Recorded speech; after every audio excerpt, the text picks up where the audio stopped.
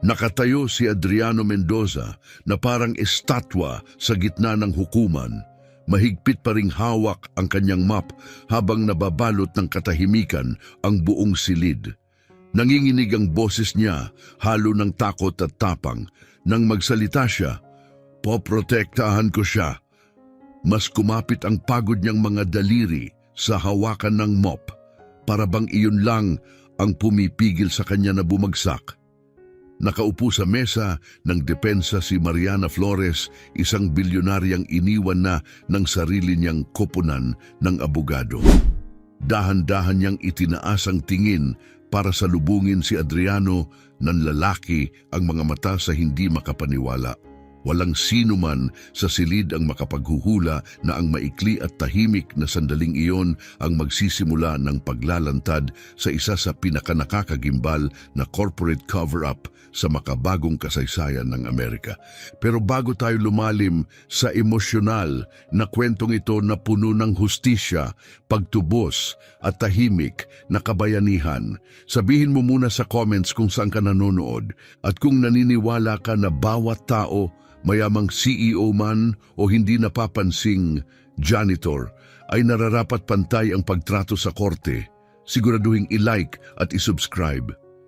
Ito ang mga kwentong kailangang marinig ng mundo. Mga kwentong tungkol sa mga hindi inaasahang bayani tulad ni Adriano. Kaya manatili ka dahil malalaman mo kung ano ang nagtulak sa isang nakalimutang legal prodigy na tumayo laban sa mismong sistemang sumira sa kanya. Pero balikan muna natin. Ano ang posibleng nag-udyok kay Adriano, isang lalaking halos nawala na ang lahat, para humakbang pasulong sa eksaktong sandaling iyon? Sa labas, ang ginintuang sikat ng araw ng taglagas ay dumadaloy sa matataas na bintana ng Federal Courthouse sa Manhattan, gumuguhit ng maiinit na linya sa bagong linis na marmol na sahig. 5:00 ng umaga iyon, tulad ng araw-araw sa nakalipas na 15 taon, at abala na si Adriano sa trabaho. Sa edad na 45, may kayumangging buhok na may mga hibla ng kulay abo at malalalim na matang puno ng kwento. Suot niya ang karaniwan niyang unipormeng navy blue na may nakaburdang maintenance sa bulsa ng dibdib. Umalis siya sa maliit niyang apartment sa Queens, ilang oras na ang nakaraan habang madilim pa. Isang kama lang ang nandoon, isang munting kalan at mga pader na halos walang laman, maliban sa iisang litrato. Ang kuha sa kasal nila ni Sarah. 17 taon na ang nakalipas bago siya kinuha ng kanser. Katabi nito ang mas maliit na frame na nagpapakita sa kanilang anak na si Jennifer bilang masayang 5 taong gulang na karga ng kanyang ina. 20 na si Jennifer ngayon at malapit nang matapos ang kolehiyo. Pero sa puso ni Adriano, hindi siya tumigil na maging munting batang iyon. Hindi na siya nag-abala pang buksan ang ilaw bago umalis. Hindi niya kayang tumaas ang bayarin sa kuryente tuwing taglamig. Sa kinikita niyang $2,800 kada buwan, kailangang tipirin niya ang bawat sentimo. Simple lang ang almusal niya, itim na kape, tinapay at kaunting baon mula sa basement cafeteria ng courthouse. Isang maliit ngunit mahalagang pribilehiyo para sa mga janitor. Noong umagang iyon, habang itinutulak ang cart niya sa hallway ng 3 palapag, huminto si Adriano sa tapat ng courtroom 302. Palagi niyang iniisip na iyon ang silid kung saan ginaganap ang pinakamahalagang kaso. At ngayong araw, dito idaraos ang isa sa pinakamalalaking paglilitis sa kamakailang kasaysayan ng New York. Ang kasong sibil laban sa tech tycoon na si Mariana Flores na may halagang higit $14 bilyon. Hindi niya ito narinig sa balita, wala siyang TV.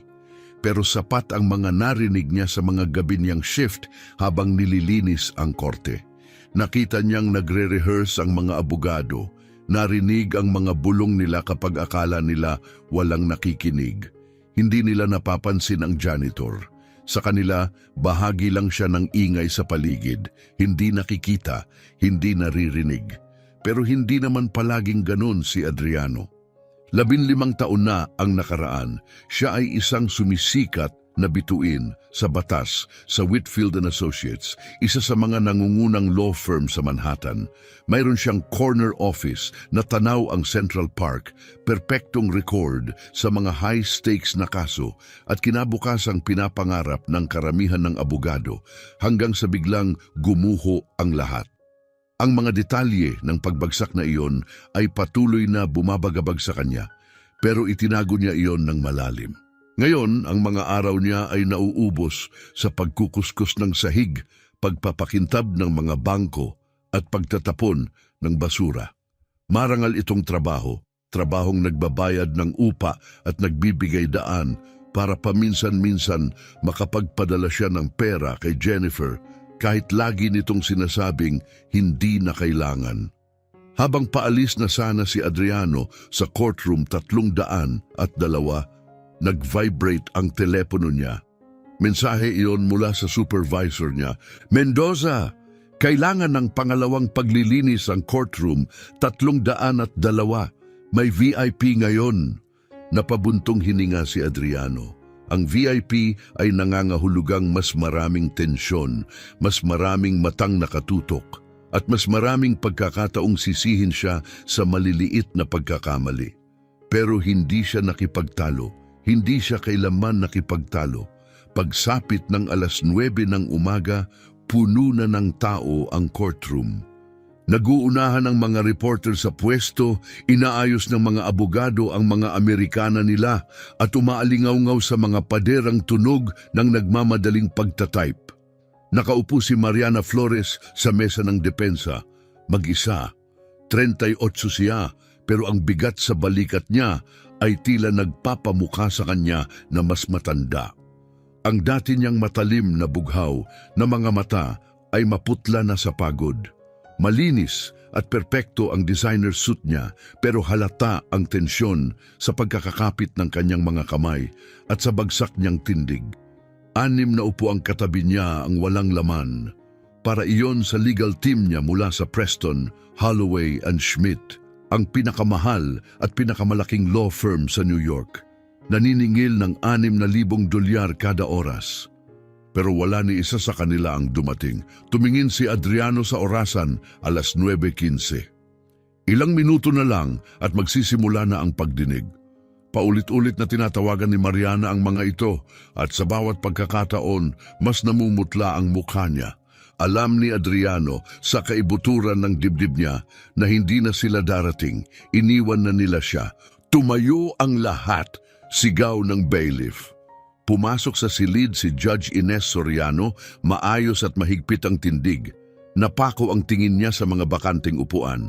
"Miss Flores, nasaan ang legal team ninyo?" tanong niya. Tumayo si Mariana, pilit na kumakalma pero nanginginig ang boses. "Hindi ko po alam, Your Honor. Nandito sila kahapon. Tinatawagan ko sila mula pa kanina. Walang sumasagot." Tumayo ang prosecutor na si Catherine Fernandez na may bahagyang kontentong ngiti. "Your Honor, malinaw na iniwan ng depensa ang kanilang kliyente. Humihiling kami ng default judgment." Umalingaw-ngaw ang bulong-bulungan sa buong silid.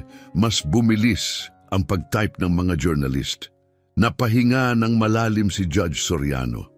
"Kung wala kayong legal na representasyon, hindi maaaring ipagpaliban ng korte ang paglilitis na ito magpakailanman. Napipilitan akong poprotektahan ko siya." Parang kulog na sumabog ang boses. Lahat ay napalingon. Nakatayo si Adriano Mendoza sa tabi ng cleaning cart niya. Hawak pa rin ang mop. Tumama ang ilaw sa mga kulay abong hibla ng buhok niya at ang mga guhit sa mukha niyang hinubog ng 15 taon ng hirap at tahimik na pagluluksa ay nabigyang liwanag ng isang bagong bagay, determinasyon. May ilang tao ang napangiti sa katumawa ng malakas. Pero hindi gumalaw si Adriano, hindi siya ngumiti. Matatag siyang nakatayo. Maingat na inilapag ni Adriano ang map sa tabi at nagsimulang maglakad patungo sa harap ng courtroom. Kahit 20 taon na siyang naglilinis ng sahig, may taglay pa rin ang kanyang lakad na tahimik na lakas ng isang lalaking minsang tumayo rito bilang matagumpay na abogado. Bahagyang naningkit ang mga mata ni Judge Soriano, puno ng pag-uusisa. "At sino ka naman?" tanong niya. "Ako po si Adriano Mendoza, Your Honor," sagot niya sa matatag na boses. "Nais ko pong maging kinatawan ni Miss Flores."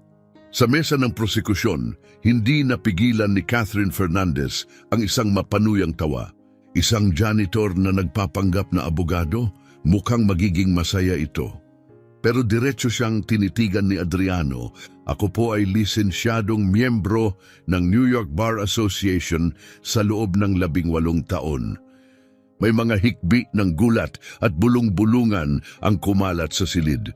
Kinuha ni Adriano ang lumatgasgas na pitaka mula sa bulsa at inilabas ang kupas na ID card.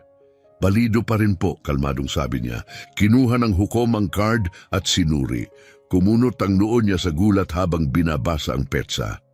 "Mr. Mendoza, gaano nakatagal mula nang huli kang humawak ng kaso?" 15 taon na po, Your Honor." Biglang natahimik ang buong courtroom. Nagpatuloy ang hukom, maingat ang tono. "At naniniwala kang kwalipikado ka pa ring kumatawan sa isang kliyente?" "Opo, Your Honor.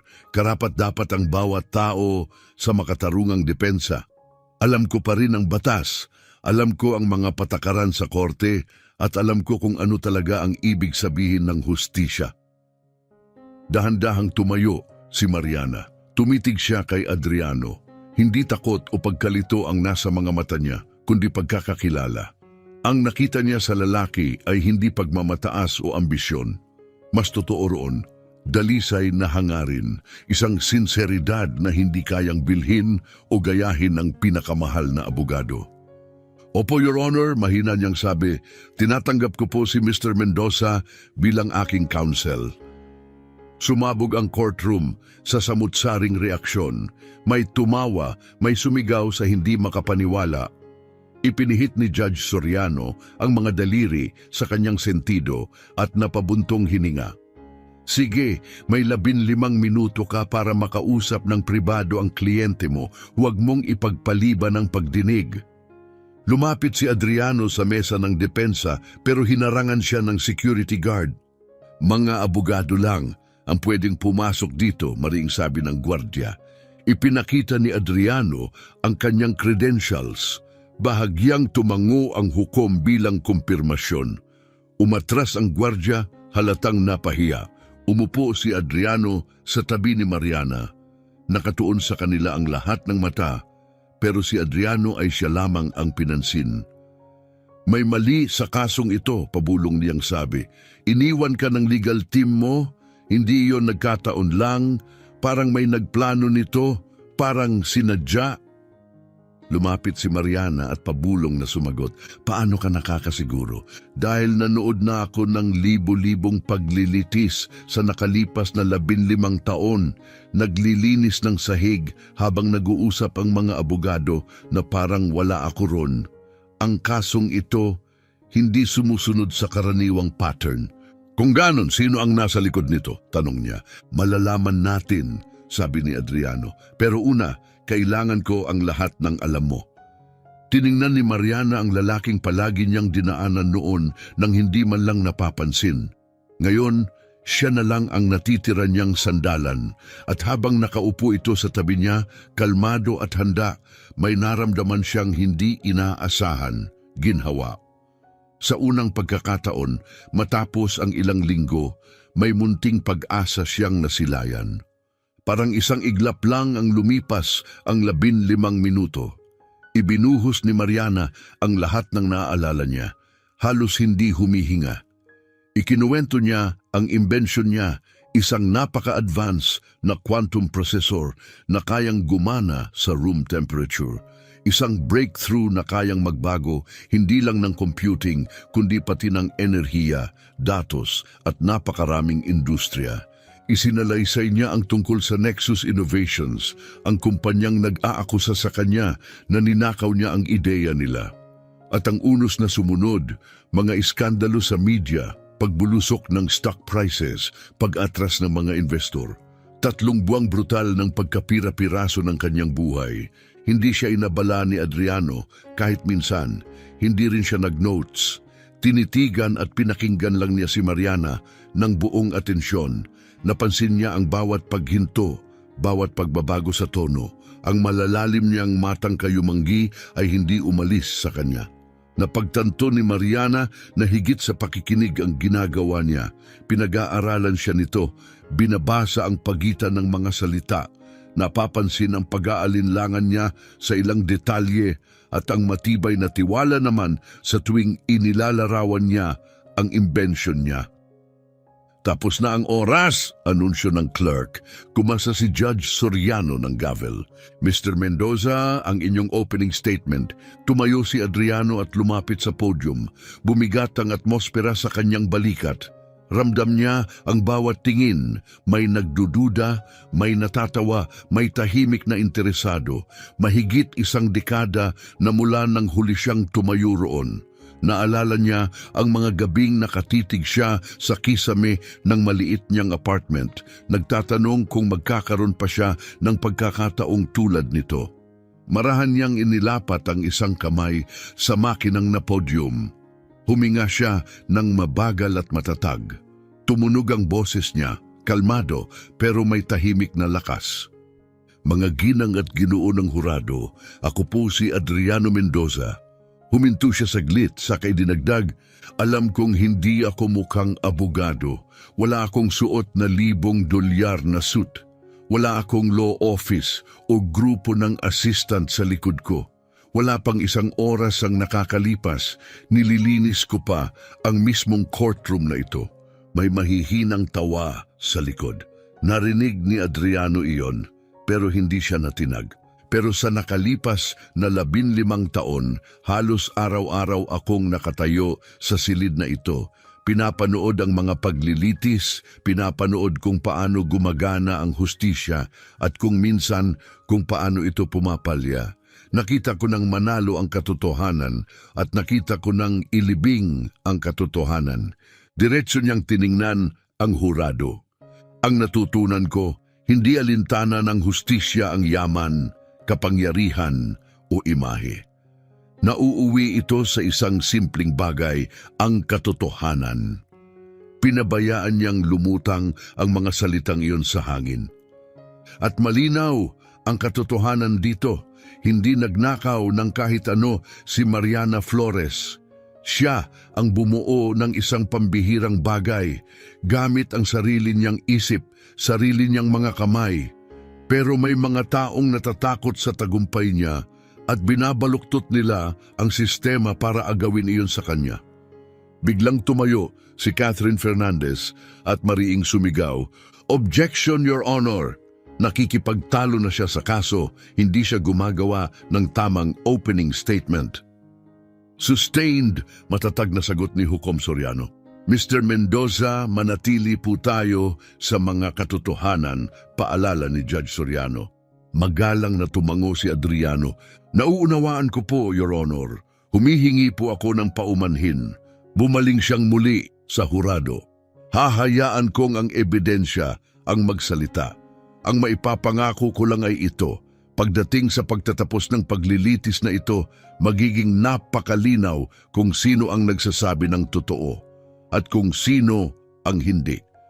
Bumalik siya sa kanyang upuan. Hindi man flashy ang mga salita niya, walang dramatikong pag-arte o paulit-ulit na linyang pinagpraktisan. Pero totoo ang mga iyon. At tumimo ang katotohanan iyon. Sa bahagyang pagtango ng ilang miyembro ng hurado, alam ni Adriano, nakikinig sila. Ngayon naman, si Catherine Fernandez ang turno. Tumayo siya ng may kumpiyansa, matangkad at elegante, may matalim na ngiting hindi umaabot sa kanyang mga mata. Mabagal at sinadya ang bawat hakbang habang papalapit siya sa podium na para bang kanya ang lugar. "Mga ginang at ginoo ng hurado," panimula niya, makinis at mapanghikayat ang boses. "Hindi kasing gulo ng ipinapaniwala sa inyo ng depensa ang kasong ito. Sa totoo lang, diretso lang ito. Kaso ito ng pagnanakaw. Naglakad siya ng may layunin, sinasalubong ang tingin ng bawat juror. Ninakaw ni Mariana Flores ang intellectual property ng Nexus Innovations, isang kumpanyang naglaan ng daan-daang milyong dolyar upang bumuo ng makabagong teknolohiya sa quantum computing. Ginamit niya ang mga koneksyon niya sa industriya upang makapasok sa pribado nilang pananaliksik, kinopya ang mga disenyo at nag-file ng mga patent sa sarili niyang pangalan. Huminto siya, hinayaang lumubog ang mga salita na parang batong inihulog sa tubig. Patutunayan namin ito sa pamamagitan ng mga dokumento, mga expert witness, at mga testimonya mismo ng dati niyang mga empleyado. Sa pagtatapos ng paglilitis na ito, makikita ninyo ang katotohanan. Si Ms. Flores ay magnanakaw at ang mga magnanakaw ay dapat managot. Pagkatapos noon, bumalik siya sa upuan, naglalagablab sa kumpiyansa ng taong naniniwalang panalo na siya. Ang natitirang bahagi ng umaga ay lumipas na parang malabong panaginip. Tinawag ng prosekusyon ang una nilang saksi, isang tech analyst, na nagsabing halos magkapareho ang mga disenyong inihain ni Mariana sa mga nasa internal files ng Nexus. Nang oras na ng cross-examination, tumayo si Adriano. Nanikip ang katawan niya. 15 taon na mula nang huli siyang magtanong ng saksi sa korte. 15 taon na mula nang hinabol niya ang mga pagkakasalungatan, unti-unting hinihila ang mga sinulid hanggang mabunyag ang katotohanan. At ngayon, habang muli siyang nakatayo sa ilalim ng mga ilaw ng korte, napaisip siya, kaya pa ba niya? Pero nang magbukas siya ng bibig, bumalik ang mga kakayahan niya na parang alon. Matatag ang boses niya. Dumaloy ng natural ang mga tanong. Isang tanong ang humantong sa kasunod. Kinuwestiyon niya ang timeline ng saksi, itinuro ang mga hindi tugmang tala at binigyang diin kung paano sinabing nasuri ng analyst ang mga file na dapat ay hindi niya na-access. Dahan-dahan, patong-patong, ibinunyag niya ang mga bitak sa testimonya. At habang ginagawa niya iyon, parang may muling nagsindi sa loob niya. Ang abogadong nasa kanya, ang bahaging pilit na niyang kinalimutan, ay buhay pa rin. Pagsapit ng dapit hapon, kahit si Judge Soriano ay tumingin sa kanya na may bago, isang bahagyang bakas ng paggalang. Mr. Mendoza, sabi niya bago i-adjourn ang korte, baka gusto ninyong magsuot ng tamang suit bukas. Magalang na tumango si Adriano. Ayusin ko po, Your Honor. Pero habang palabas siya ng courtroom, alam na niya ang totoo. Wala siyang pambili ng bagong suit. Ang nag-iisa niyang suit ay matagal nang nakatenga sa aparador ng mahigit 1 dekada. May amag at masyadong maluwag na ngayon matapos ang mga taong puro pisikal na trabaho. Sa hallway, inabutan siya ni Mariana. Mr. Mendoza, tawag niya. Humarap siya sa kanya, hindi bilang sikat na bilyonarya, hindi bilang makapangyarihang tech mogul, kundi bilang isang babaeng pilit na kumakapit sa ibabaw. Mas matangkad siya kaysa inaasahan ni Adriano. Ang tindig niya ay bakas pa rin ng kanyang rangya, pero ang mga mata niya, ang kapansin-pansing bughaw na mga mata, ay may ibang laman, takot. Takot na hindi kayang burahin ng pera. Salamat, mahina niyang sabi. Hindi ko alam kung bakit mo ginagawa ang lahat ng ito, pero salamat. Marahang umiling si Adriano. Huwag mo muna akong pasalamatan, nagsisimula pa lang tayo. Kailangan kong makita lahat ng mayroon ka. Mga email, notes, design files, bawat dokumentong may kinalaman sa kasong ito. Kung tutulungan kita, kailangan kong malaman lahat. Tumango si Mariana. Pumunta ka sa bahay ko ngayong gabi. Nandoon ang lahat. Hindi pwede, sagot ni Adriano. Bakit hindi? May shift ako ngayong gabi. Kumunot ang noo niya. May shift ka? Pero ikaw ang abogado ko. At janitor din ako. Kailangan ko ang trabahong ito para mabuhay. Hindi ako binabayaran ng korte para rito, Miss Flores. Ipinagtatanggol kita pro bono, libre. Ibig sabihin, kailangan kong magtrabaho pa rin o malalagay sa panganib ang kita ko. Sa sandaling iyon, naramdaman ni Mariana ang bigat ng agwat ng buhay nila. Para sa kanya, ang pagkuha ng top tier na mga abogado na naniningil ng 6,000 dolyar kada oras ay normal lang. Para kay Adriano, ang pag-absent sa isang shift ay maaaring mga hulugang hindi mababayaran ng renta. Bababayaran kita, alok niya. Umiling si Adriano. Kung pera ang habol ko, wala ako rito. Hindi ko ito ginagawa para sa sweldo o pagkilala. Ginagawa ko ito dahil tama. Huminga siya sandali. Pero pupunta ako pagkatapos ng shift ko. Ayos ba ang hating gabi? Ayos ang hating gabi, sagot niya. At sa tahimik na palitang iyon, pareho nilang naunawaan ang hindi kailangang sabihin. Ngayon pa lang talaga nagsisimula ang tunay na laban. Nang gabing iyon, eksaktong hating gabi, ipinarada ni Adriano ang luma at gasgas niyang Toyota sa harap ng gate ng mansyon ni Mariana. Suot pa rin niya ang uniforme niyang pang-janitor. Kumakapit pa sa tela ang amoy ng mga panlinis, paalala ng 8 oras na shift na katatapos lang niya. Hindi na siya dumaan sa bahay para magpalit. May mantsa ng pawis ang balikat niya at pagod na pagod ang katawan. Alam ng gwardiya sa gate ang pagdating niya, pero ang tingin nito sa sasakyan ni Adriano ay nagsabi na ng lahat. Hindi siya nababagay sa ganitong lugar at alam iyon ng lahat. Habang pumapasok si Adriano sa ingranding pintuan ng mansyon, may isa pang security officer na tahimik na sumama sa kanya. Hindi para salubungin siya, kundi para tiyaking mananatili siya sa mga lugar na pinapayagan. Naghihintay si Mariana sa kanyang home office. Hindi pa rin siya nagpalit mula sa suite na suot niya sa korte kahit nakasabit na ang blazer niya sa isang upuan. Halatang halata ang pagod niya. Hindi dahil kulang sa tulog kundi dahil sa pagod na tumatagos hanggang buto. Kape, alok niya. Sa pagkakataong ito, tumango si Adriano at tinanggap iyon. Kailangan niya ng panggising para manatiling matalas ang isip. Ipinagtimpla siya ni Mariana mula sa makintab na espresso machine na malamang ay mas mahal pa kaysa buwanang renta niya. Malinamnam at pino ang kape, malayong malayo sa instant na iniinom niya tuwing umaga. Pagkatapos humigop, marahan niyang ibinaba ang tasa. Ngayon, sabi niya, matatag ang boses, sabihin mo sa akin ang totoo. Hindi ang sinabi mo sa mga abogado mo, hindi ang narinig ng media. Ang totoo. Umupo si Mariana sa tapat niya, nakatuon ang tingin sa tasa na parabang doon niya kukunin ang lakas ng loob.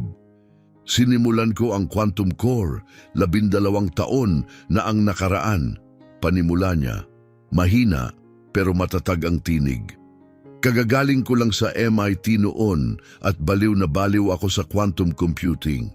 Sabi ng lahat, pantasya lang ang room temperature quantum processing.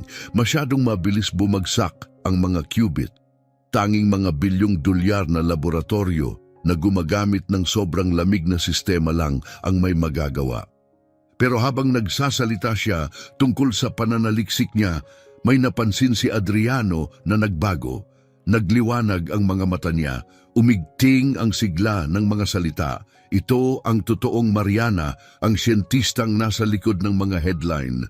Pero may ideya ako, pagpapatuloy niya. Paano kung hindi natin labanan ang pagiging hindi stable? Paano kung gamitin natin ito? Paano kung mismong pagbulok o pagdecay ang maging computation? Napakawala siya ng maikling tawa, halos mapait. Sabi ng profesor ko, nagsasayang lang ako ng oras. Akala ng lahat baliw ako. Pero pinatunayan mong mali sila, sabi ni Adriano. Bahagya siyang tumango. 6 na taon akong nagtrabaho sa isang napakaliit na research department. Walang pondo, walang lab. Ako lang, isang laptop at student loans. Lumapit siya sa isang painting, dahan-dahang inangat iyon at binuksan ang isang maliit na safe na nakatago sa likod. Mula roon, naglabas siya ng manipis na folder. Ito, sabi niya habang inaabot kay Adriano, ito ang mga original kong notes, may petsa, may pirma at notarized. Patunay na ako ang gumawa ng teknolohiyang ito bago pa man umiral ang Nexus Innovations. Binuksan ni Adriano ang folder. Puno ang mga pahina ng equations, sketches, obserbasyon, hilaw pero napakatalino. Totoo, bakit hindi ito ipinresenta ng mga dati mong abogado? Tanong niya, kumunot ang noo. Sabi nila hindi raw kailangan, sagot ni Mariana, halatang ubos na ubos. Sinabi nilang mas malakas daw ang estratehiya nila. Isinara ni Adriano ang folder nang may matalim na tunog. Ang hindi pagharap ng pinakamalakas mong ebidensya ay hindi estratehiya, mahina pero matalas niyang sabi. Sabotahe iyon. Namuti ang mukha ni Mariana. Ibig kong sabihin, malamang binayaran ng mga abogado mo para ipatalo ang kaso, diretsong sabi ni Adriano. Ang tanong na lang, sino ang nagbayad sa kanila? Nagtrabaho sila hanggang halos 3:00 ng madaling araw. Sinusuri ang mga email, memo, design files. Habang lalong lumalalim, lalong luminaw ang sabotahe. Mga mahalagang dokumentong binaliwala, mga pangunahing saksi na hindi man lang kinuntak, mga sinadyang mali sa timing ng objections, mga pagkakamaling hindi basta aksidente. Hindi walang alam ang legal team mo, sabi ni Adriano sa wakas. Kumakampi sila laban sa'yo. Tinitigan niya si Mariana ng diretsyo. May iba pa ba akong dapat malaman? May anumang kakaiba bang nangyari kamakailan? Nag-alinlangan si Mariana. May isang bagay, amin niya. Yung assistant ko, si Carmen Castro, may kinopya siyang files sa isang USB drive ilang linggo na ang nakalipas. Dumilim ang mukha ni Adriano at hindi mo tinanong kung bakit. Hindi, mahina niyang sagot. Pinagkatiwalaan ko siya. 5 taon na siyang nagtatrabaho sa akin. Sa ganitong mga kaso, dahan-dahang sabi ni Adriano, walang nangyayari ng wala lang. Kung may kinopya siyang data, may nagutos sa kanya. Yumuko siya pasulong. Bukas, anuman ang sabihin ko sa korte, huwag kang magpakita ng reaksyon, kahit ano pa.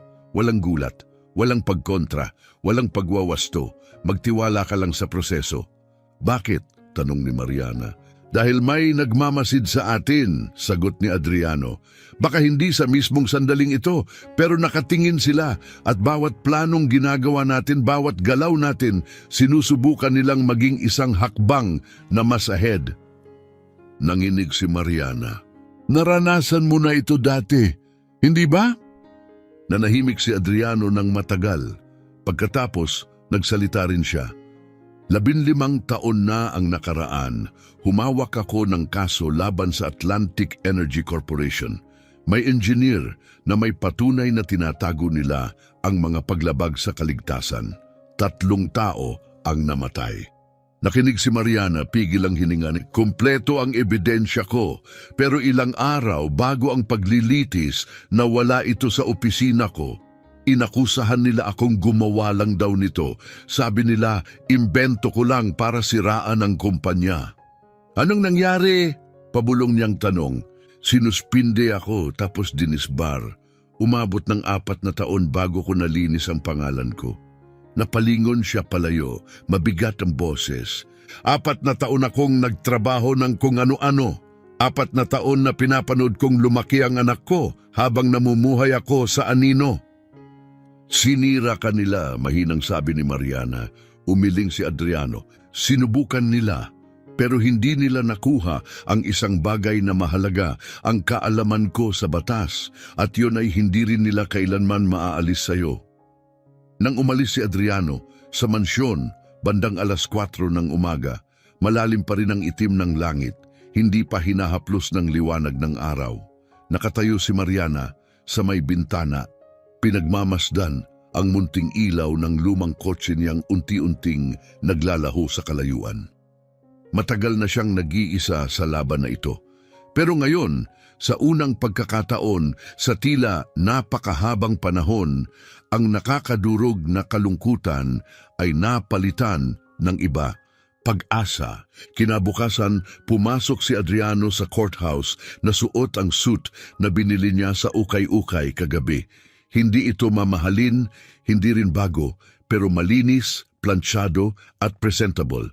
$20 lang ang halaga, perang hindi niya talaga kayang gastusin. Pero tama si Judge Soriano, ngayong araw mahalaga ang itsura. Ngayong araw kailangan niyang magmukhang abogado, hindi lang maramdamang isa. Siksikan ang courtroom, halos wala nang maluwag na pwesto. Kumalat sa buong lungsod ang kwento ng janitor na naging abogado, parang apoy na mabilis lumaganap. Napuno ng mga mamamahayag ang bawat sulok, handa ang mga kamera. Pagpasok ni Adriano, may ilan pang pumalakpak, may kaba, hindi sigurado kung humahanga o nanunuya. Hindi siya nag-react, hindi niya kailangan ng palakpak. Isang bagay lang ang mahalaga sa kanya, ang katotohanan. Sa kabilang panig ng silid, nakatayo si Catherine Fernandez, maayos ang tindig sa isang sweet na kulay malalim na wine red, perpektong sukat sa kanya. Tuwid ang balikat, matalas ang mga mata, mukha siyang taong tiyak na sa kanya papanig ang hatol. Tinatawag ng prosekusyon si Dr. Pointon Leonard Perez, pahayag niya. Umakyat si Dr. Perez sa witness stand, isang formal na lalaking nasa 50, may wire-rimmed na salamin at kalmadong tono ng isang akademiko. Halos 20 minuto siyang pinagsalita ni Fernandez, inilatag ang isang kwento na siya raw ang nag-develop ng mga pangunahing algorithm sa likod ng teknolohiya ng quantum core. Matagal na bago raw ito ninakaw ni Mariana. Ayon sa kanya, siya ang nagtanim ng binhi, hindi si Mariana. Tahimik na nakinig si Adriano. Walang bakas sa mukha niya ng anumang emosyon, pero mabilis ang takbo ng isip niya. Inaayos ang mga petsa, detalye at mga hindi tugma. Hindi umaayon ng salaysay. Nang siya na ang turno, dahan-dahang tumayo si Adriano, may hawak na manipis na folder sa isang kamay. Maingat ang galaw niya, kalmado ang boses. Sobrang kalmado, kaya natahimik ang buong silid. Dr. Perez, panimula niya, nagpatotoo kayo na dinevelop ninyo ang core algorithms ng quantum core sa pagitan ng Enero at Marso 2021. Tama po ba? Tama, kumpiyansang sagot ni Perez. Inangat ni Adriano ang unang papel mula sa folder. Ito po ang opisyal ninyong employment record sa quantum core, sabi niya habang inaabot ito. Pakibasa po ng malakas para sa korte ang petsa ng pagsisimula ninyo. Tiningnan ni Dr. Perez ang dokumento at biglang namutla. Abril 21, 2021, mahina niyang sabi. Pasensya na po, Doktor. Tanong ni Adriano, banayad ang diin.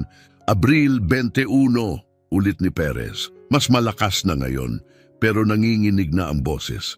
Bumaling si Adriano sa hurado. Kaya malinaw po hindi kayo maaaring nagtrabaho mula Enero hanggang Marso dahil hindi pa kayo empleyado noon. Kumalat ang hingal ng gulat sa silid kahit ang mga reporter ay tumigil sa pagtatype. Nagpatuloy si Adriano, inangat ang isa pang dokumento. At narito, sabi niya, ang server logs ng quantum core. Ipinapakita nitong ang core algorithm, ang sinasabi ninyong kayo ang gumawa, ay natapos noong Marso 15, 2021. Mahigit isang buwan bago pa kayo ma-hire, tiningnan niya si Perez. Paano ninyo maipapaliwanag na tumulong kayo sa pagbuo ng isang bagay na umiiral na bago pa magsimula ang trabaho ninyo? Biglang tumayo si Catherine Fernandez. Objection! Hindi ito ibinigay sa prosekusyon sa discovery. Hindi na tinag si Adriano. Your Honor, kalmado niyang sabi, direktang galing ang datos na ito sa mga server ng Quantum Core. Kung hindi ito nakuha ng prosekusyon, hindi ko na po iyon responsibilidad. Bahagyang tumango si Judge Soriano. Overruled, magpatuloy kayo. Nagsimulang manginig ang mga kamay ni Dr. Perez. Tinitigan siya ni Adriano ng diretsyo. Isa na lang po, Dr. Perez. Tumanggap po ba kayo ng $300,000 na bayad mula sa Nexus Innovations 2 linggo na ang nakalipas bago kayo magbigay ng testimonya? Nanigas ang buong courtroom. Ako, binayaran lang po ako sa oras ko. Pautal niyang sagot. Oo o hindi. O 300,000 dolyar para sa expertise ninyo? Matalas na sabi ni Adriano. Mas tunog itong suhol kaysa bayad. Sumabog ang silid, sigawan, hingal at mabilisang pagkalampag ng mga daliri sa keyboard. Nagkandara pa ang mga reporter para makuha ang bawat salita. Bumaling si Adriano sa hukom. Your Honor, hinihiling ko pong ipasok sa ebidensya ang record ng bayad na ito at isinusulong ko pong kasuhan si Dr. Perez ng perjury. Isang ngalon ng pagkabigla ang dumaloy sa courtroom. Pero sa gitna ng kaguluhan, may isang bagay na napansin si Adriano. Sa unang pagkakataon, may takot na pumasok sa mga mata ni Catherine Fernandez. Hindi nila inakalang kayang wasakin ng isang janitor ang kaso nila ng ganito. Pero iyon mismo ang nangyayari. Pagkatapos ng session, lumabas sina Adriano at Mariana sa dagat ng kumikislap na ilaw at sigawang boses. Pinalibutan sila ng mga reporter, mga mikropono at kamera sa bawat anggulo. Nakabibingi ang ingay. Marahang inilagay ni Adriano ang kamay sa likod ni Mariana, ginabayan siya sa pagitan ng kaguluhan na may kalmadong autoridad. Nang magsara lang ang pinto ng taxi sa likod nila, saka siya nakahinga ng maluwag. Paano mo nalaman yung bayad kay Perez? Tanong niya, nanginginig pa rin ang boses.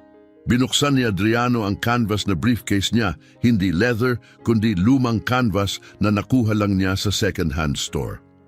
Hindi ako sigurado, kalmado niyang sabi, pero sa ganitong mga kaso, laging may bakas ang pera. Humula ako at yung tingin niya ang nagsabi sa akin na tama ako.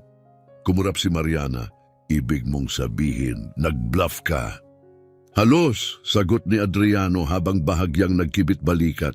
Nang makita ko ang reaksyon niya, may pinakumpirma na ako. Hinugot niya ang telepono at nagsimulang mag-scroll sa mga mensahe. Anak ko si Jennifer. Nagtatrabaho siya sa digital marketing, pero mahusay siyang maghukay ng impormasyon. Mula nang sabihin ko sa kanya ang tungkol sa trial, tinutulungan niya ako sa likod ng eksena. Nag-vibrate ulit ang telepono niya. May bagong mensahe. Dad, may nahanap akong malaki. Tawagan mo ako. Tumingala si Adriano at hinarap si Mariana. Seryoso ang mga mata niya. Kailangan nating makipagkita sa anak ko. Ngayon din, mariing sabi ni Adriano. Makalipas ang isang oras, nakaupo sila sa isang maliit na kafe sa tahimik na sulok ng Queens. Para kay Mariana, ganap na banyaga ang lugar, parang pagpasok sa ibang mundo. May mga basag-basag na mesa, umuunggit-ngit ang mga plastik na upuan kapag kumikilos ka, at ang amoy ng sunog na kape ay humahalo sa nananatiling mantika mula sa lumang fryer. Pero dito tahimik, walang mga mamamahayag, walang paparazzi, walang abogado. Espasyong pwedeng magsalita ng malaya. Tumunog ang kampanilya sa ibabaw ng pinto at pumasok si Jennifer Mendoza. Agad tumayo si Adriano, may halong kaba at awkward na galaw na karaniwang taglay ng mga ama kapag hindi nila alam kung may karapatan pa ba silang yakapin ang lumaki na nilang anak. Pero hindi nagatubili si Jennifer. Lumapit siya at niyakap ang ama. Maikli lang, medyo matigas. Pero totoo, 20 na si Jennifer. Mahaba ang kayumangging buhok, matalas ang kayumangging mga mata na kahawig ng sa kanyang ama. Naka-jeans at simpleng t-shirt siya, pero may bit-bit na makinis na laptop sa isang braso at naglalakad na may tahimik, di matitinag na kumpiyansa. Dad! Mainit niyang bati, saka humarap kay Mariana. Ikaw si Mariana Flores, di ba? Ako si Jennifer. Nagkamay sila. Hindi napigilan ni Mariana na mapansin ang pagkakaiba nila. Ang sarili niyang manicured na kamay, malambot dahil sa mamahaling cream at mga taong puno ng pribilehiyo ay sumalubong sa matigas at medyo kalyo na kamay ng isang batang babaeng binuo ang sarili niyang buhay nang walang shortcut. Umupo si Jennifer at binuksan ang laptop niya. Sige, nung una hindi ako sure kung ano talaga ang kailangan ni Dad. Kaya nagsimula ako sa Nexus Innovations. Nag-type siya ng ilang beses, nag-scroll sa mga file. Sa unang tingin, malinis sila, isang typical na venture-backed tech company. Maayos ang mga papeles. Pero nang tiningnan ko kung sino ang may-ari nila, naging kakaiba. Lumabas sa screen ang isang web ng mga shell company. Itinuro niya, ang Nexus ay pag-aari ng isang holding firm sa Delaware. Ang firm na iyon ay pag-aari ng isa pa sa Cayman Islands. At yung isa pang iyon, huminto siya sandali, hinayaang tumimo. Ay pag-aari ng Atlantic Energy Corporation. Nanigas si Adriano sa upuan. Atlantic Energy, bulalas niya. Kilala mo sila? Tanong ni Jennifer. Dahan-dahan siyang tumango. Sila ang sumira sa legal career ko, 15 taon na ang nakaraan. Nagbago ang ekspresyon ni Jennifer. Hindi pa nila ito napag-uusapan ng detalyado. Hindi talaga. Hindi ang mga pangalan. Hindi ang buong kwento. Pero ngayon, nasa harap na nila ang katotohanan. Sila pala talaga ang nasa likod. Pabulong niyang sabi. Lumapit si Mariana. Ang pagkamausisa niya'y napalitan ng kaba. Pero bakit hahabulin ng energy company ang trabaho ko? Yan din ang unang tanong ko, sagot ni Jennifer. Pero nang mas inaral ko ang tech mo, inikot niya ang laptop para makita nila. Hindi lang ito tungkol sa quantum computing. Kung totoo na napastable mo ang qubits sa room temperature, magiging revolusyonaryo ang mga aplikasyon nito sa enerhiya. Naglabas siya ng research article na may dilaw na highlight. May propesor mula MIT na nagsulat na ang imbensyon mo ay kayang baguhin ang energy storage, distribution at conversion. Pwede nitong gawing luma ang fossil fuels sa loob ng 20 taon. Napaupo si Mariana ng mas malalim, tulala. 20 taon, dahan-dahan niyang inulit, unti-unting lumulubog ang bigat ng salita. At kumikita ang Atlantic Energy ng $28 bilyon kada taon mula sa oil, gas at coal, sabi ni Jennifer. Kapag naging totoo ang tech mo, hindi lang sila mawawalan ng pera, mawawala sa kanila ang lahat. Sumandal si Adriano, nanlalaki ang mata, kaya hindi nila sinubukang bilhin ka o gumawa ng kalabang produkto, dahan-dahan niyang sabi. Kailangan nilang burahin ka ng tuluyan, burahin ang pangalan mo, burahin ang gawa mo. Nagpatuloy si Jennifer. At may iba pa, may koneksyon ang Atlantic Energy sa 4 na iba pang malalaking fossil fuel company, 2 military contractor at, huminto siya ulit, 3 miyembro ng Energy and Commerce Committee. Nagpakita siya ng isa pang serye ng mga larawan, mga litrato, spreadsheet, record ng pera. Tingnan ninyo, mga donasyon sa kampanya, pribadong hapunan, luxury trips. Binubuo nila ang isang network. Nang lumitaw ang teknolohiya mo, inactivate nila ito parang defense system. Nabasag ang boses ni Mariana. Paano naman ang mga abogado? Paano sila nakasali? Patuloy ko pa itong hinahanap, amin ni Jennifer. Pero yung managing partner sa Preston, Holloway and Schmidt, yung firm na umabando na sa'yo, nasa board siya ng isa sa mga subsidiary ng Atlantic. Nakabaon ng malalim sa istruktura, pero nandoon ang link. Tumayo si Adriano at nagsimulang maglakad-lakad sa makitid na kafe, nag-uunahan ang mga isip. Kaya hindi lang ito pagpigil sa isang kaso, sabi niya. Isa itong total na kampanya, isang estratehiya para mabuhay ang isang industriyang trilyon ang halaga. At hindi sila titigil, pabulong ni Mariana. Lumilitaw na ang takot sa mukha niya. Kung kaya nilang sirain ang buhay mo noon, 15 taon na ang nakaraan, kung kaya nilang itago ang ebidensya, manipulahin ang korte, hindi niya natapos ang pangungusap. Hindi na niya kailangan. Alam na nila ang ibig niyang sabihin. Biglang nag-vibrate ang telepono ni Jennifer, tiningnan niya at nagbago ang mukha niya. Galing sa dati kong boss, mahina niyang sabi. Sabi niya hindi na raw kailangan na pumasok pa ako, ipapadala na lang daw nila sa akin ang mga gamit ko. Kumurap si Mariana. Tinanggal ka nila? Opisyal, position eliminated. Mapait na sagot ni Jennifer. Pero alam na natin ang ibig sabihin ng timing. Lumapit si Adriano at inilapag ang kamay sa balikat ng anak. Pasensya ka na, Jennifer, ayokong madamay ka rito. Tumingala si Jennifer sa kanya. Kalmado ang mga mata niya, matatag. Hindi mo ako hinila sa kahit ano. Pinili ko ito. Tumuwid siya. At ngayon na nakita ko na kung anong nangyayari, todo suporta ako. Tutulungan ko kayong lumaban. Sa unang pagkakataon, matapos ang maraming taon, hindi nakita ni Adriano ang anak niya bilang munting batang nawalan ng ina o bilang babaeng halos hindi na niya nakakasama. May bago siyang nakita, isang katuwang, isang kakampi, isang puwersang hindi dapat maliitin. Sige, sabi ni Adriano, marahang huminga na parang may pinipirming kasunduan. Kung ganon gagawin natin ito, magkasama. Sa mga sumunod na araw, ang pakiramdam ng panganib ay mula sa malabong kaba ay naging isang nakakatakot na realidad. Hindi lang ito nasa isip nila, nagkaroon ito ng anyo. Pinagpilitan ang maliit na apartment ni Adriano sa Queens. Walang kinuha dahil wala namang pwedeng nakawin, pero sinira ang bawat sulok ng lugar. Pinaligtad ang mga drawer, pinunit ang aparador at hiniwa ng diretso ang kutsyon niya. Malinaw ang mensahe, alam namin kung saan ka nakatira. Hindi rin nakaligtas si Jennifer, na-hack ang laptop niya. Buti na lang nakabackup ang lahat ng files niya sa isang encrypted cloud server.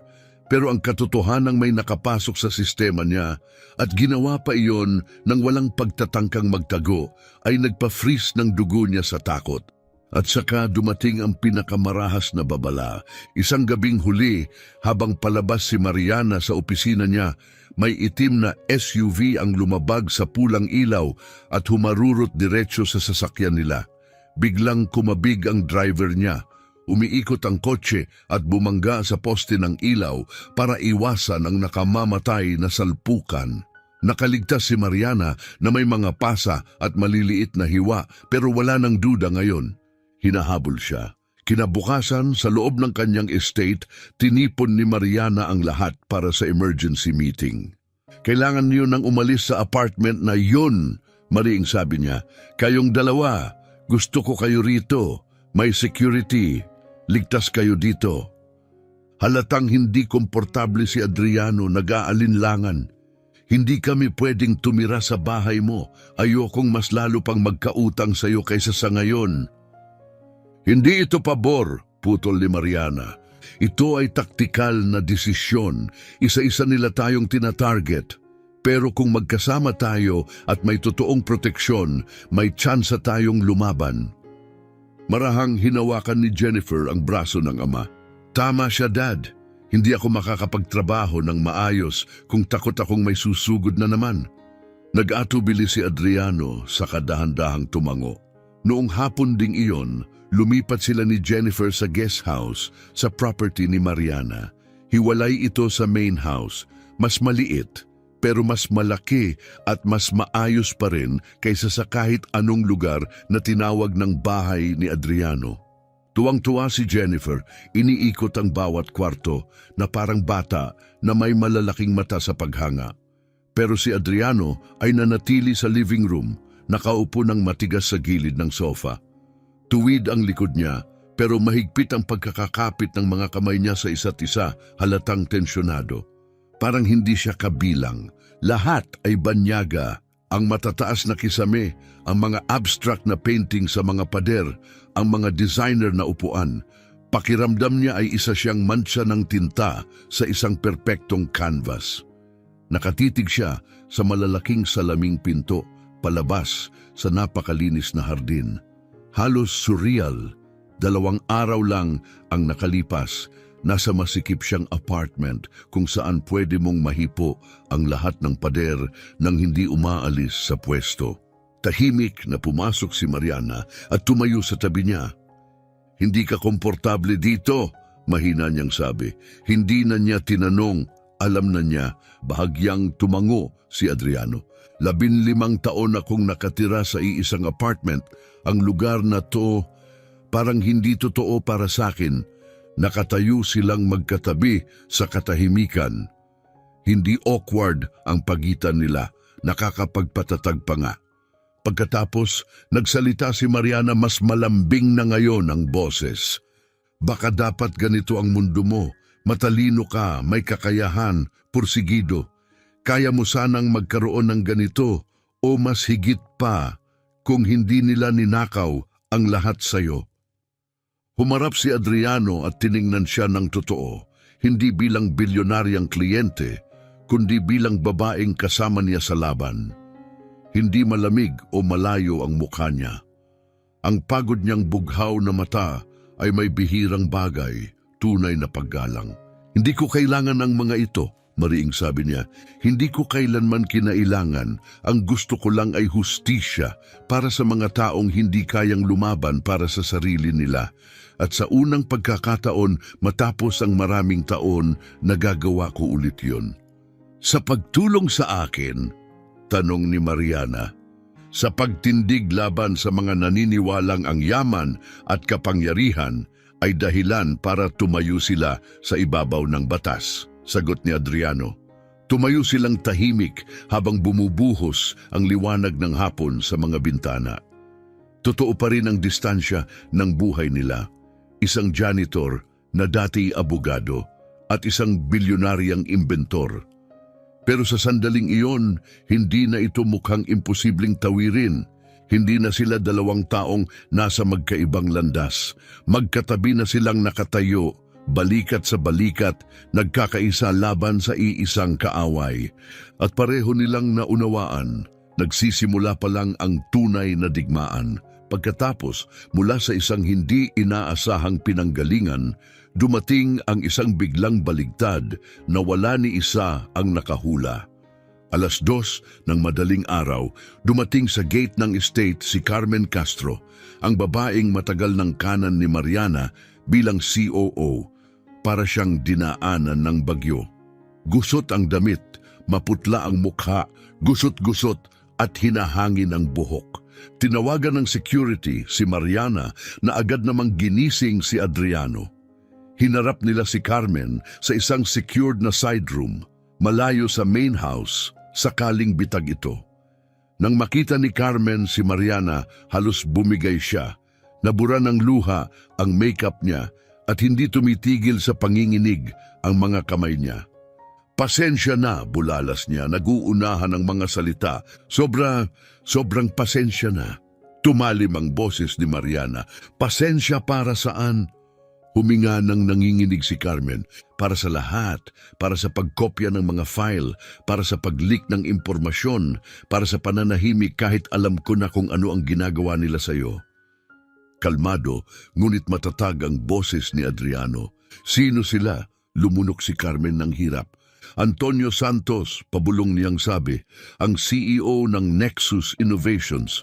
Nilapitan niya ako 6 na buwan na ang nakalipas. Siya, alam niya ang nakaraan ko. Anong nakaraan? Tanong ni Mariana.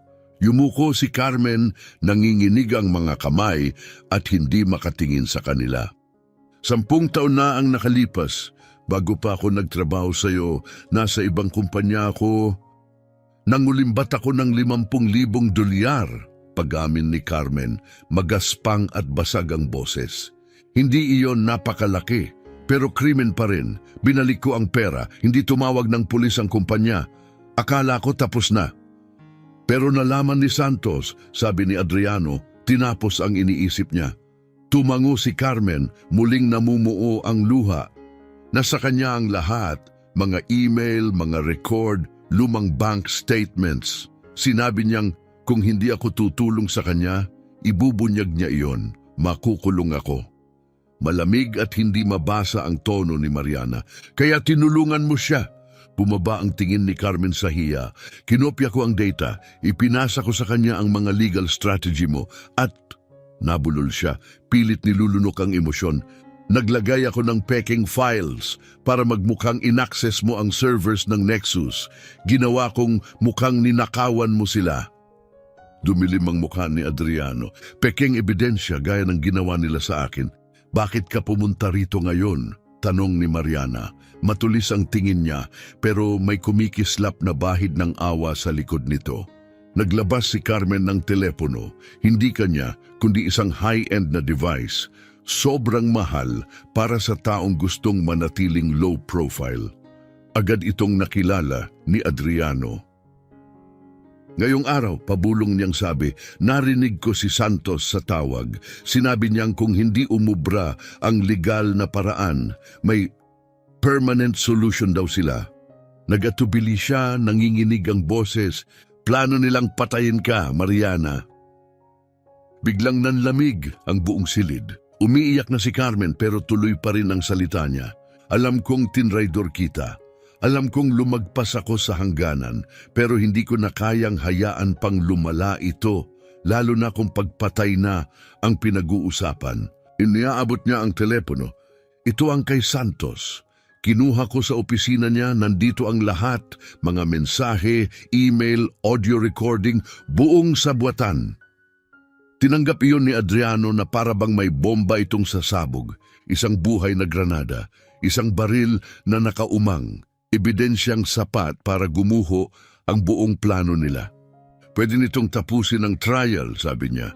O tapusin tayo, boses ni Jennifer mula sa pintuan. Tahimik siyang pumasok, hindi napansin. Napalingon si Carmen sa kanya, maputla. Kung mapansin nilang nawawala, panimula niya. Mapapansin nila, putol ni Jennifer. Hahabulin nila yan at hahabulin ka. Kaya dumiretso ako rito, sabi ni Carmen. Walang hinto, walang paalam. Pinagmasdan siya ni Mariana ng matagal. 5 taon nang nasa tabi niya si Carmen sa mga product launch, mga meeting sa investor at walang katapusang laban. At ngayon, tinalikuran siya nito. Pero sa mukha niyang basang-basa ng luha, nakita ni Mariana ang higit pa sa takot. Nakita niya ang guilt, tunay, mabigat na pagsisisi. Isinugal mo ang lahat para dalhin ito rito, sabi ni Mariana sa wakas. Mas malambot na ang boses. Tumango si Carmen. Binigyan mo ako ng trabaho nung wala nang gustong tumanggap sa akin. Pinagkatiwalaan mo ako. Tinraidor ko ang tiwalang yun. Ito na ang pinakamaliit na magagawa ko.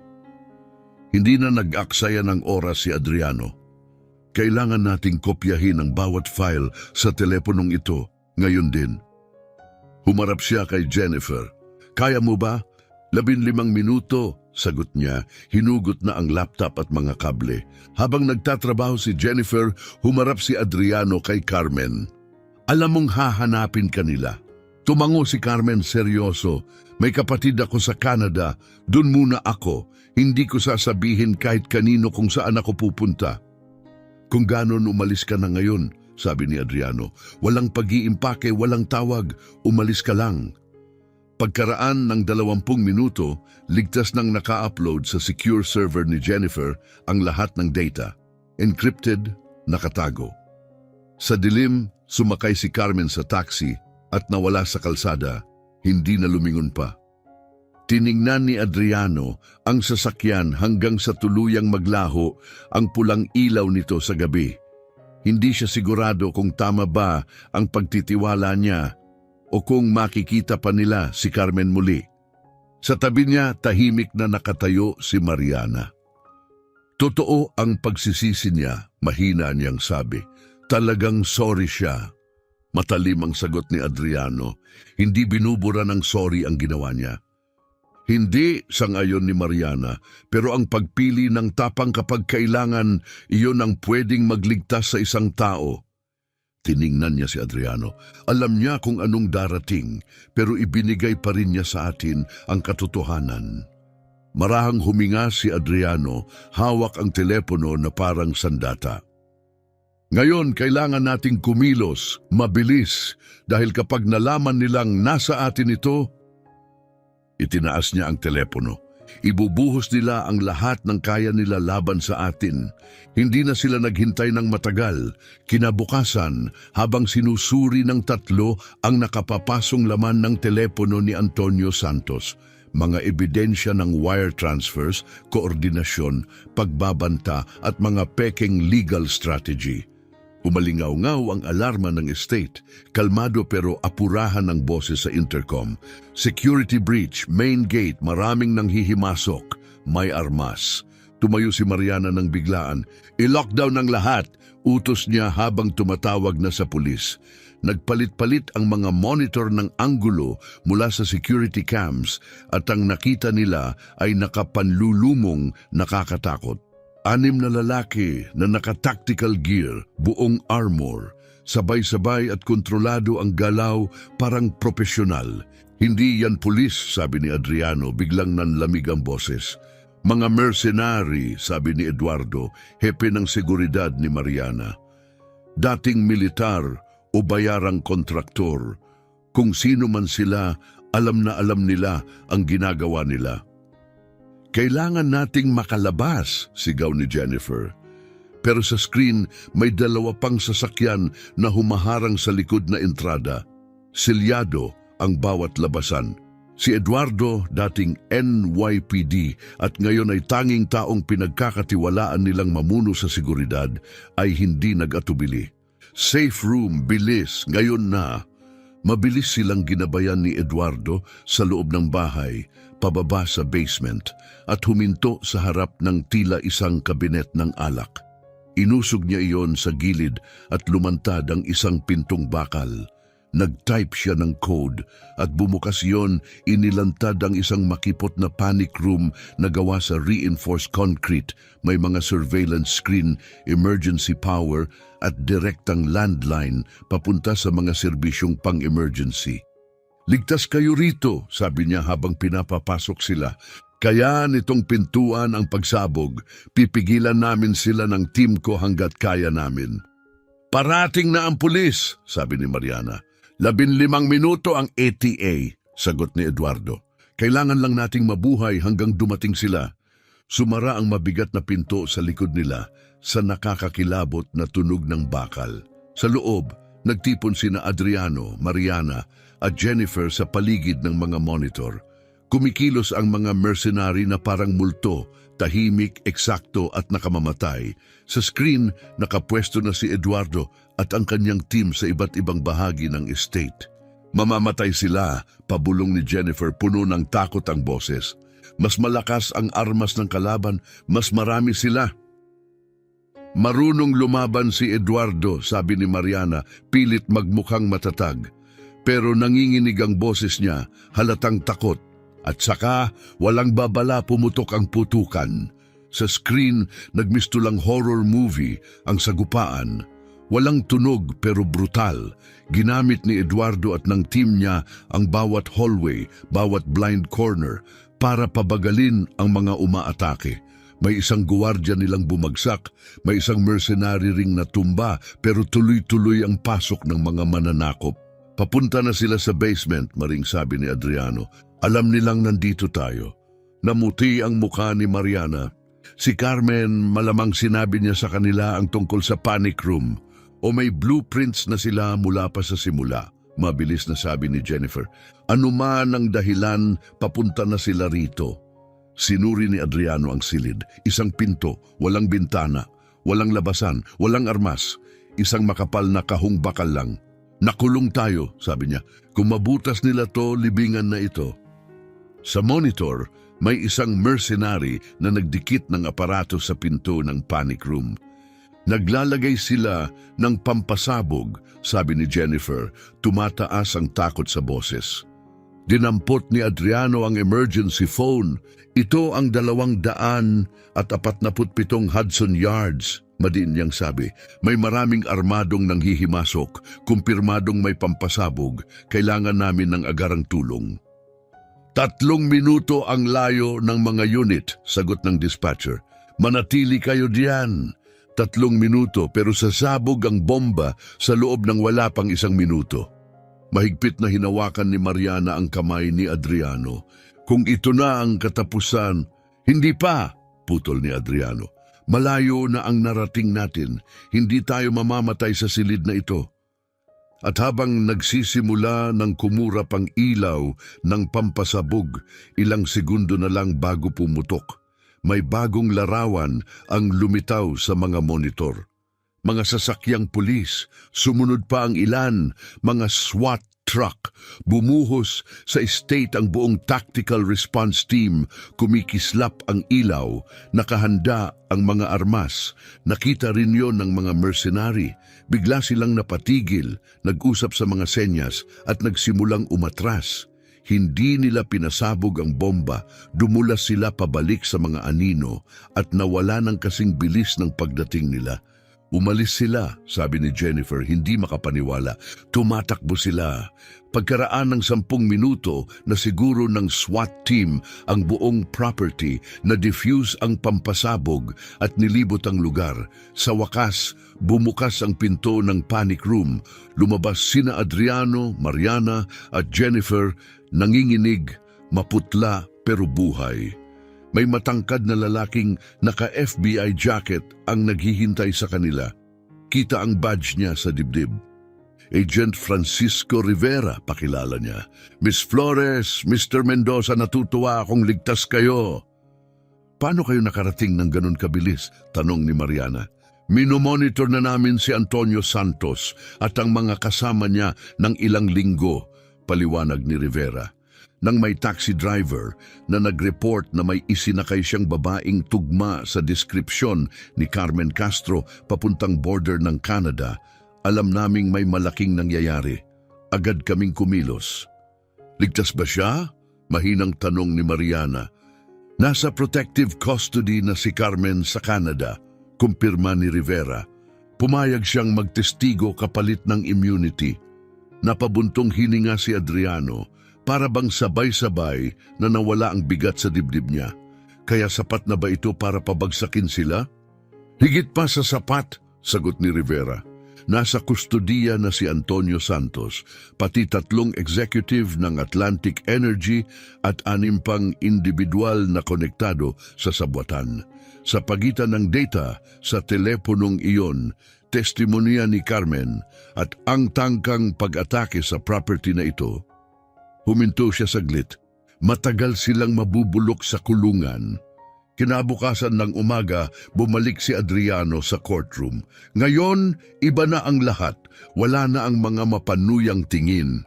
Wala na ang mga bulong-bulungan tungkol sa janitor na naging abogado. Tahimik ang hangin, pero may bago itong laman, paggalang. Kahit ang mga reporter ay tahimik na tumabi, handa ang mga kamera pero hindi na magulo ang kilos. Si Prosecutor Ingrid Fernandez ay mukhang lubos na bagsak, parang taong dinaanan ng bagyo at alam na nawala na ang lahat. Sa upuan ng hukom ay si Judge Rogelio Lopez, bagong assigned matapos mag-recuse si Judge Soriano dahil sa conflict of interest. Pinag-avel niya ang korte para magsimula. Alam ko ang nangyari kagabi, mabigat niyang sabi, at ang napakalaking bagong ebidensyang iniharap ngayong umaga. Dahan-dahang tumayo si Fernandez, bagsak ang balikat. Your Honor, manipis ang boses niya dahil sa mga kamakailang pag-aresto at sa napakalakas na ebidensya, humihiling ang prosekusyon na ibasura ang lahat ng kaso laban kay Miss Flores. Sumabog ang courtroom, sigawan ng mga reporter. Nagkakandahirap ang mga kamera sa pag-click, pero nanatiling kalmado si Adriano. Hindi natitinag sa gitna ng kaguluhan. Tumingin si Mariana sa kanya, nangingintab ang mata sa emosyon. Nanalo na sila. Sumabog ang mga flash ng kamera na parang kidlat na sunod-sunod ang bagsak. Nanatiling nakaupo si Adriano, tahimik na pinagmamasdan si Ingrid Fernandez. At sa mga mata niya, may nakita siyang hindi inaasahan. Oo, pagkatalo. Pero may isa pang bagay, ang tahimik na pagkaunawa ng isang taong ginamit lang. Isang piyesa sa larong mas malaki pa kaysa sa kaya niyang isipin. Ipinagkakaloob ang mosyon, mariing pahayag ni Judge Lopez habang bumagsak ang kaniyang gavel. Miss Flores, malaya na kayo. At si Mr. Mendoza, huminto siya, nakatutok ang titig kay Adriano. Hindi pa kailanman nakasaksi ang korte na ito ng ganitong pambihirang paghabol sa hustisya. Nararapat sa inyo ang bawat karangalang kasunod nito.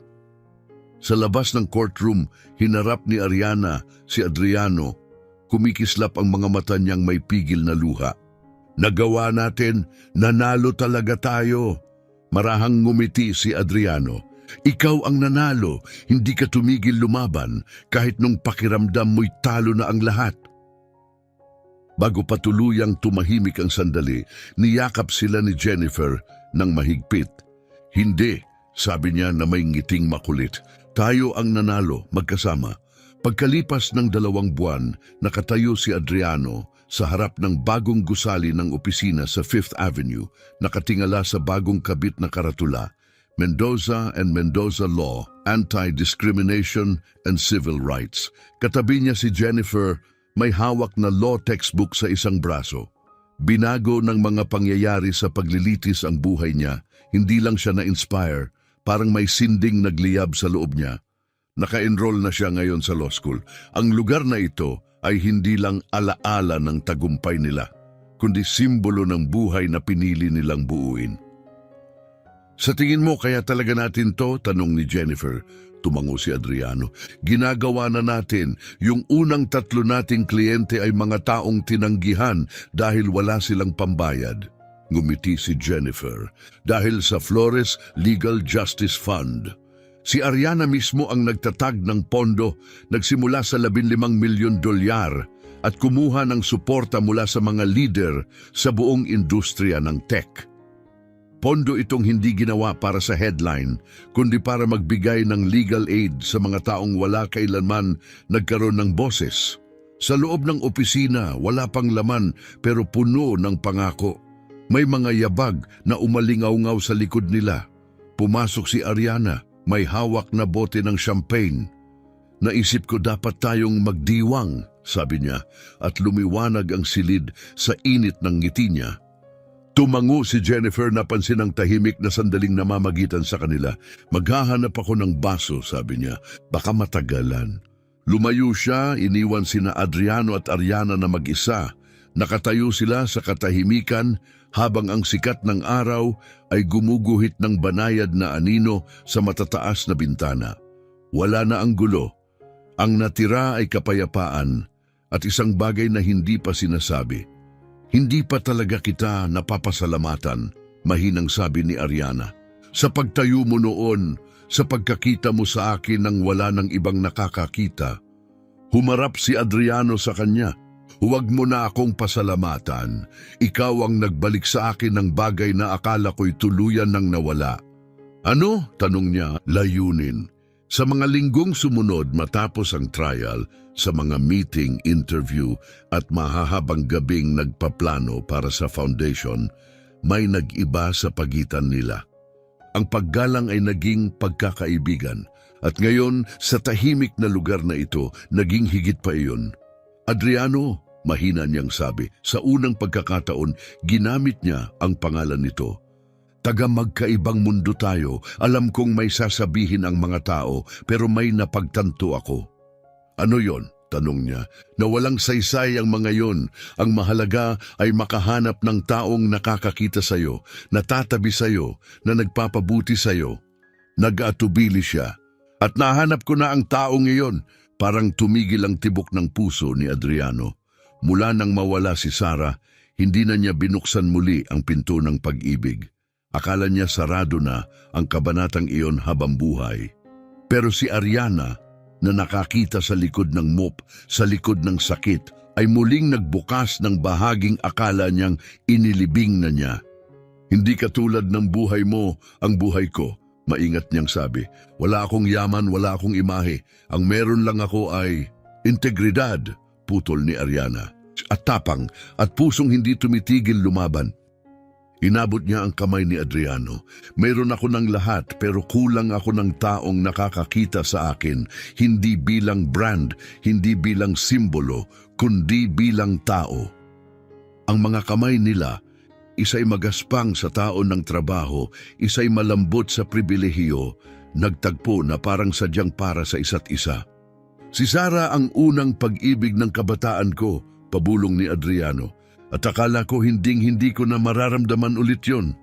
Pero, tanong ni Ariana, pero baka may higit sa isang pagkakataon ng buhay kung may tapang tayong sunggaban ito.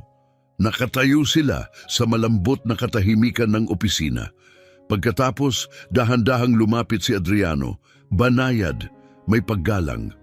Ang halik ay hindi dramatiko, isa itong pangako, isang simula. Biglang sumigaw ang boses ni Jennifer mula sa likod. "Walang baso! Kailangan nating bumili!" Sabay silang nagtawanan at natunaw ang bigat ng hangin tungo sa saya. Hinawakan ni Ariana ang kamay ni Adriano. "Halika, ipakita natin sa anak mo ang bago niyang opisina. At baka mamaya, dagdag niya na may ngiti, kumain tayo sa labas. Tayong tatlo." "Gusto ko yan," sagot ni Adriano. Bago sila tuluyang lumabas, huminto siya sandali at lumingon sa karatula sa pintuan. Mendoza and Mendoza Law. Isang bagong kabanata, isang bagong buhay. Hindi, naisip niya, pangalawang buhay. Ang kwento ni Adriano Mendoza ay paalala na hindi kailanman huli para magsimula muli. Na ang hustisya ay hindi nasusukat sa mamahaling suwit, nasusukat ito sa paninindigan. Na ang tunay na tapang ay pwedeng manggaling sa kupas na sapatos at kalyo sa palad.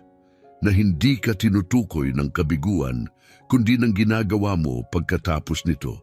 Na ang pagtataksil ay maaring malampasan at kahit matapos ang lungkot at pagkawala, pwedeng bumalik ang pag-ibig.